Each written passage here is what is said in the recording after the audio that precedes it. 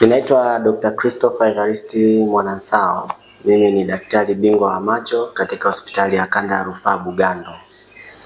Kwa nimekuwa nikitoa huduma hii kwa takribani zaidi ya miaka 10 sasa. Na kama ulipokuwa umeelekeza ndugu mtangazaji, ulikuwa unaulizia kuhusiana na kope bandia.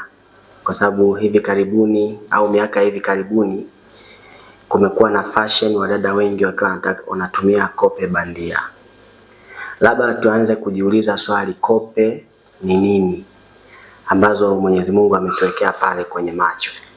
Kwa kope ni nywele ambazo zipo kwenye kifuniko cha jicho, na sababu kubwa ya kuwa na zile kope ni ulinzi kwenye jicho. Zile kope zinatusaidia kudaka vitu kama vumbi visiweze kuingia kwenye jicho moja kwa moja, au vitu ambavyo vyenye maji ambavyo vina asili ya maji vikitaka kuingia kwenye jicho vinaweza vikakutana na kope. Kwa hiyo vinanasa kwenye kope, haviwezi kuingia kwenye jicho moja kwa moja. Kwa hiyo ni kazi ya kope pamoja na zile wanaziita kama nyusi, ni kulinda jicho. Hiyo ndio kazi yake kubwa. Lakini basi kutokana na maumbile tofauti tofauti, kuna watu wanapenda wawe na kope nyingi, kuna watu wengine wanapenda kuwa na kope chache. Kwa hiyo sasa kwa maisha hivi karibuni kope imekuwa ni urembo.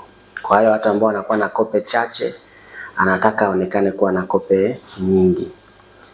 Kwa hiyo nini, kuna madhara au hakuna madhara? Kwa hiyo zile kope za bandia ambazo zinatengenezwa, na ukiziangalia vizuri, zinatengenezwa kwenye mfumo kama wa kope. Zinakuwa zimetengenezwa, zimekaa kwenye mfumo kama wa kope ya binadamu. Inakuwa imepinda kwa kwenda mbele. Kwa inapokuwa imetengenezwa vile, huenda na yenyewe ikawa ni kisaidizi kwenye kuzuia vumbi. Lakini sasa namna ilivyotengenezwa, zile kope zinawekwa juu ya kifuniko cha jicho kwa kutumia gundi. Na gundi ni tuseme ni kemikali. Na unapoenda kuiweka pale, kama inakuwa tunasema ni inert, haina reaction na mwili, itakaa pale bila shida na mtu atakuwa na muonekano mzuri. Lakini sasa kuna vifuatavyo unapoziweka gundi hizi, unapoziweka kope hii kinaweza kutokea. Moja, ile layer ambayo unatumia kubandikia zile kope, unapopata vumbi ina uwezo wa kwenda kustiki kwenye hiyo layer ambayo ndio inaenda na ile vumbi ambayo inakuja sasa inakwenda kukaa kwenye ile gundi ambayo wewe umebandikia kwenye kope. Na inapokaa kwenye hiyo gundi, maana yake nini kinatokea? Kwenye eyelashes za kawaida vumbi huwa inashuka kwenye zile nywele, ukinawa inatoka. Lakini kwenye ile base wanaotumia ile kuwekea vumbi likishika, hata ukinawa unakuta na yenyewe imeshikwa. Kwa inaweza ikawa ni source of, au inaweza ikawa ni chanzo cha maambukizi kwenye ile kifuniko cha jicho, ambapo kifuniko cha jicho kipo karibia kabisa na jicho pia. Kwa ile maambukizi pia yakaenda kwenye jicho ndani, kwa ukapata conjunctivitis. Hiyo ni moja. Lakini pia ile kemikali inaweza ikawa haiendani na mwili wako. Kwa ukibandika unaona mwili unatutumuka au unapata reaction. Ukipata reaction, maana yake hii tunaita labda ni allergy. Mtu anakuwa amepata allergy, kwa unashangaa akiweka ile macho anaanza kuwasha au anapata blisters vidogo vidogo, ambavyo hivi vinaweza vikapelekea pia akapata nini, mtu akapata tena infection ikamletea blepharitis. Kuna magonjwa yanaitwa blepharitis, au akapata tena conjunctivitis ambayo inaweza ikapelekea pia severe infection kwenye macho. Kwa hiyo sasa nini cha kufanya? Kitu cha kufanya, kwa sababu hatujui hizi kope zinatengenezwa wapi. Kwa hiyo huwezi ukajua hii ni original au sio original. Ni aina gani ya gundi imetumika kuweza kuwekea hizo kope au kitu gani. Kwa hiyo cha kwanza, mtu anapoweka kope kwenye macho alafu akaona ile ngozi inawasha, maana yake haraka anatakiwa aitoe. Maana yake ngozi ya mwili inakuwa haijafanya nini? haijaikubali ile kope, anakuwa amepata hiyo tunaita allergic reaction. Hiyo ni ya kwanza. Lakini ya pili, mtu ambaye atumia hizo kope, ametumia kope lakini anaanza kuona mchanga kwenye macho. Yuko vizuri, muonekano ni mzuri, lakini yeye anakuwa anasikia mchanga. Sasa ile kope kaiweka kwa juu, lakini yeye anasikia kwenye jicho huku ndani kuna mchanga. Pia ni vizuri akazitoa zile kope mapema na akaja hospitali kuja kuonwa. Kwa hiyo ukiona unasikia mchanga, macho yanawasha, unatakiwa urudi uje kwa daktari uchekiwe afu utoe.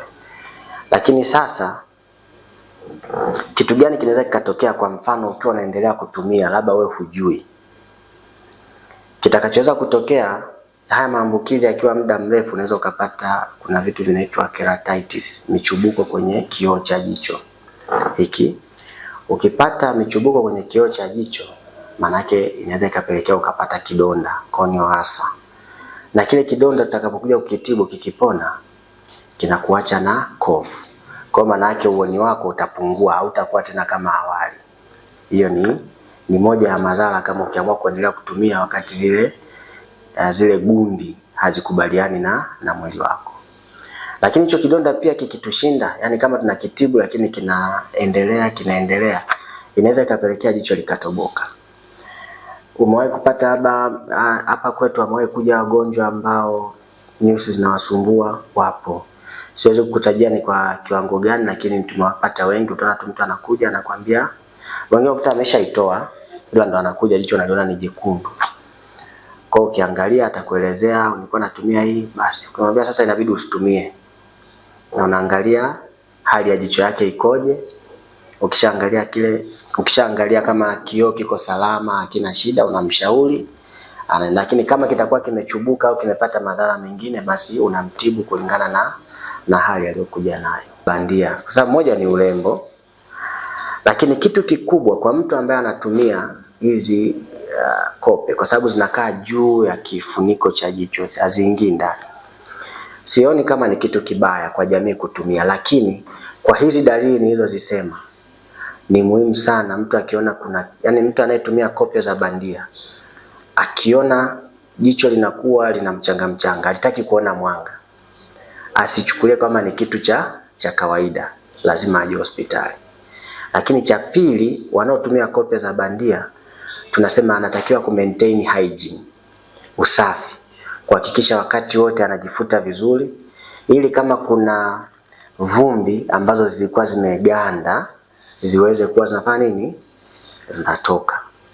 Akiona kila anapoweka kope vipele vinajitokeza, aache, kwa sababu ile gundi ambayo inawekwa pale maana yake imekataa mwili.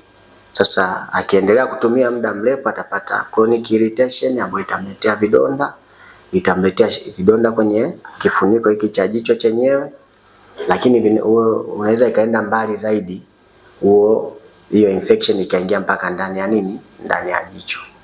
Kwa hiyo ni vitu tu vya kuangalia, wanatakiwa kuhakikisha usafi, lakini wanunue kwenye maduka ambayo ni reliable. Tunataka kusema maduka reliable ni yale maduka ya uhakika ya vipodozi yanayojulikana, ili hata kama kuna tatizo pia ni rahisi kufanya kuweza kutrace kwamba ni aina gani. Sasa kwa umenunua tena kwenye maduka madogo, kuna uhakika na usalama, hivyo vitu inakuwa ni hatari. Kwa hiyo hatuwezi kukataza, lakini kwa wanaotumia waangalie zile dalili ambazo nilizosema mwanzo: kusikia mchanga, jicho kuwa jekundu, kuwasha, kupata blisters, ni vile vinakuwa vipele vinakuwa vimejaa maji. Akiona hali inakuwa inajitokeza mara kwa mara, maana yake hiyo inakuwa sio kitu rafiki kwake.